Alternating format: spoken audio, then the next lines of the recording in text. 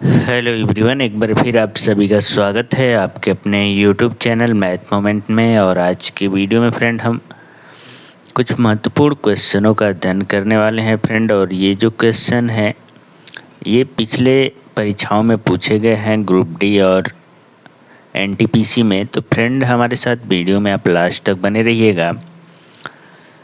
जैसा कि फ्रेंड आपके सामने आज का पहला क्वेश्चन है, एक आयत के विकर्ण की लंबाई ज्ञात कीजिए जिसकी लंबाई 6 सेंटीमीटर तथा चौड़ाई 6 सेंटीमीटर है।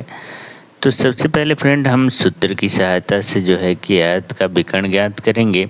उसके बाद बेसिक तरीका से भी हम सीखेंगे। तो आइए सबसे पहले हम सूत्र की सहायता से विकर्ण निकालते हैं। तो सूत्र होता है फ्रेंड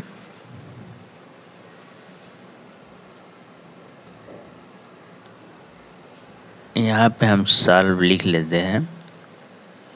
तो सूत्र होता है आयत का विकर्ण बराबर अंडर रूट लंबाई का स्क्वायर, एल का मतलब लंबाई और प्लस बी यानी कि चौड़ाई का स्क्वायर। इसी में हम मान रखेंगे तो हमारा जो विकर्ण है वो हमें मालूम पड़ जाएगा। तो लंबाई चूँकि यहाँ पे 6 दिया है और चौड़ाई भी फ्रेंड 6 है, तो एल स्क्वायर यानी कि लंबाई का स्क्वायर करेंगे तो 6 का स्क्वायर हो जाएगा फ्रेंड 36 और प्लस चौड़ाई भी 6 है तो इसका भी स्क्वायर 36। अब जो है कि हम 36 इसमें से कॉमन लेंगे फ्रेंड, तो ब्रैकेट में बच जाएगा 1 + 1। 36 का मतलब फ्रेंड ये जो है इसका वर्गमूल होगा वो 6 हो जाएगा।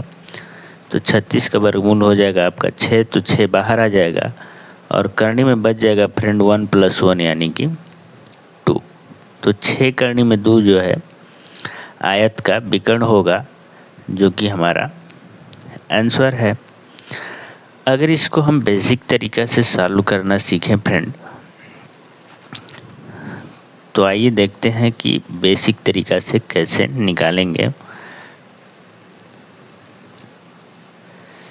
तो जैसा कि फ्रेंड हम जानते हैं कि आयत जो है एक समांतर चतुर्भुज होता है जिसकी आमने सामने की जो भुजा है वो समान होती है। जैसे कि यहाँ पे लंबाई जो है आमने सामने है तो ये बराबर होगा और ये चौड़ाई बराबर होगा और इसका जो सभी कोण है वो 90 अंश के होते हैं। और इसके दो कोणों को हम मिलाएंगे फ्रेंड तो हमारा विकर्ण बन जाता है। इसी विकर्ण को हमको मालूम करना है। तो जैसा कि क्वेश्चन में फ्रेंड बोला गया है कि आयत का जो लंबाई है वो 6 है और चौड़ाई भी 6 है। तो लंबाई और चौड़ाई दोनों जो है कि फ्रेंड 6-6 सेंटीमीटर दिया हुआ है और हमको निकालना है फ्रेंड विकर्ण। तो आप देख रहे हैं कि ये जो है एक समकोण त्रिभुज यहाँ पे बन रहा है, क्योंकि आयत का जो सभी कोण है वो 90 अंश पे होता है। तो हम यहाँ पे पाइथागोरस प्रमेय लगाएंगे फ्रेंड। उससे पहले हम इसका नामकरण कर लेते हैं। ये बी ए हो जाएगा, ये बी, ये सी और ये डी। तो चूँकि हमको डी बी निकालना है और डी बी जो है इस त्रिभुज का सबसे बड़ी भुजा है जिसे हम कर्ण कहते हैं। तो डी बी का स्क्वायर यानी कर्ण का स्क्वायर बराबर होगा डी सी यानी 6 के स्क्वायर 36 और प्लस बी सी यानी ये भी 6 है तो इसका भी स्क्वायर 36। यानी कि जो कर्ण का स्क्वायर है वो दोनों छोटी भुजाओं के वर्गों के योग के बराबर होगा।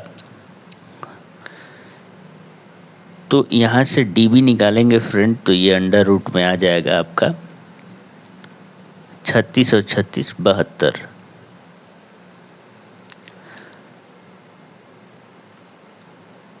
72 को फ्रेंड हम लिख सकते हैं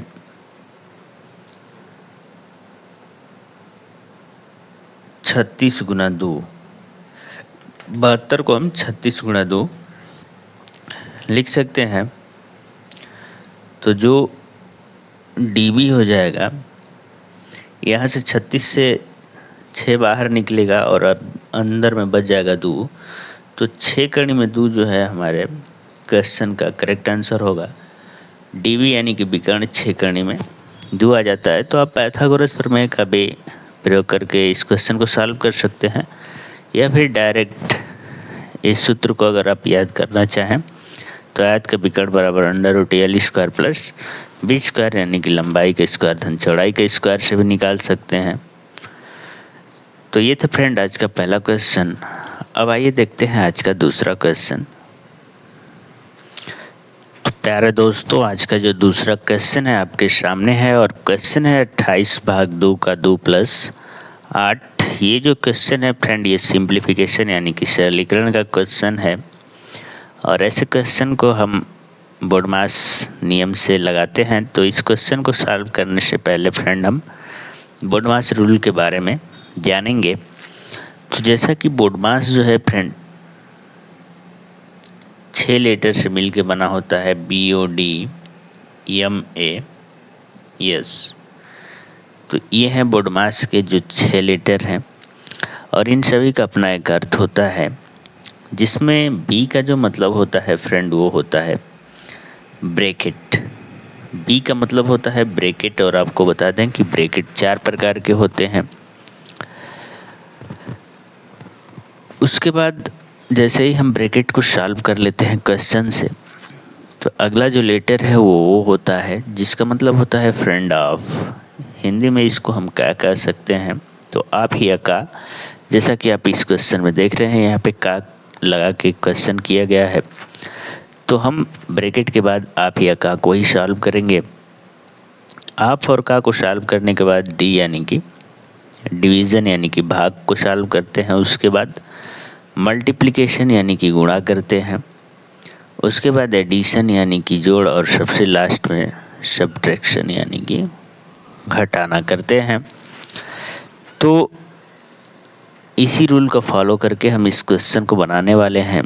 तो जैसा कि फ्रेंड शुरू करते हैं हम बी से, जिसका मतलब ब्रैकेट है।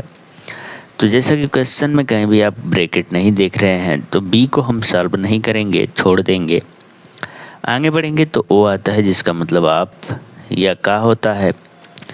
तो आप देख रहे हैं कि हमारे क्वेश्चन में का प्रयोग है।